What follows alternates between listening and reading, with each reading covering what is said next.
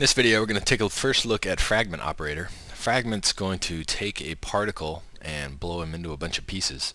The way we're going to do this is we're going to define an object in the scene to become a particle, and then we're going to use that particle to fragment and break him into other fragment particles. To do this, we're going to go ahead and need at least two groups. This is a good setup. We use a source group to define the object that we're going to fragment, and then we're going to create a fragments group to put those fragments into. Go ahead and create a first rule. We'll name this Fragment 1. Here under Fragment 1, and we're doing this so we can save it as a black box later, we're going to go ahead and name this first rule born, and we're going to use a generator object particle to pick an object in the scene, pick that cylinder, and we're going to have him be part of the source group. Now he's not moving, but we're going to go ahead and say track object particle just in case this source cylinder had some animation or shape deformation on it. And then we're going to go ahead and also say instant shape so that we use the shape of that object. And we'll hide that source, and you can see that we still see something there. That's because it's the actual source particle now is already created. Edit on the fly is turned off, so we're getting real-time updates. Go ahead and change that to kind of an orange color. And while we're here, we'll change the fragments to be a green color. Okay, so in the next rule, and we're going to do this just very simply. We're going to go ahead and create a fragment rule, and we're going to want to modify or affect the source group. Remember, because this is the source group out here, we're starting off with a source mesh, and what we want to do is come down and grab a shape, a fragment, and you see fragment needs a particle to work with. He's going to work with those source particles. There's just one right now. And he's going to go ahead and fragment those. Now Fragment's got a whole list of commands here. We're going to go ahead and just take a look at the basics to get started. The fastest and easiest way to fragment something, we can turn on auto key. And the most critical, probably one of the most critical, if not the most critical, is the threshold value. And this threshold value, all we have to do now is come out here to frame 100. Auto key is turned on. We're going to animate this down to 0. And you can see that already something's happening here. And as we scrub, we can see those, we can see things breaking off that surface. We're going to go ahead and turn off auto key. So our threshold's animating from 1, which means no fragmenting, down to 0, which means complete fragmenting. It's going to take this entire, it's going to look at this source particle and say, okay, I'm going to totally break it down into fragments.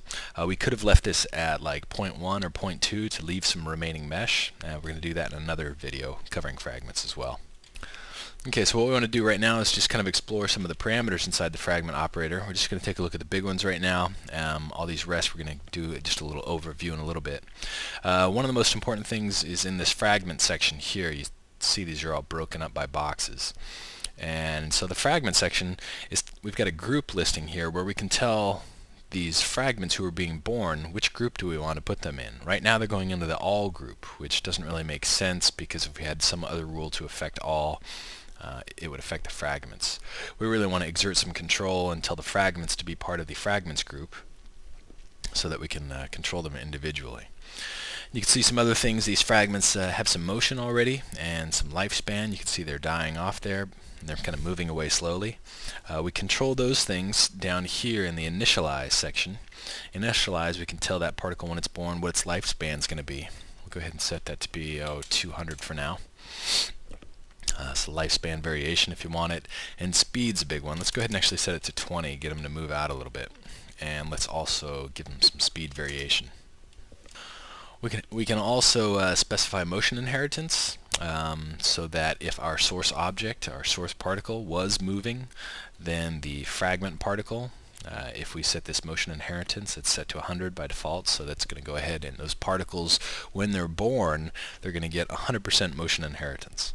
Now this track motion inheritance is different. This is going to allow the particle to go ahead and completely follow the source particle as he moves and rotates, but we'll take a look at that later. So let's go ahead and take a look. We've got the speed changed now and the lifespan, so they're going to break out, they're going to move faster and live longer, and then finally they're going to die off out there. So let's take a look at some of the other big parameters. Here in the fragment shape section, you can see we have a thickness value. This is going to define the amount of thickness that's going to be applied when they break off. Because of course, we started with just a plain old cylinder object, which has no interior faces. But now that we're using the fragment operator on it, it actually will. And so it creates those. We can assign a certain amount of thickness to those. And we have two methods to control thickness, or two areas to control thickness. We can control the thickness on the fragments that are born, and we can control the thickness of the remaining mesh.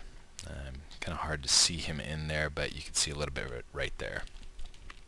If we want to change the remaining mesh, we've got this whole section here for fragment shape, where we're modifying that thickness.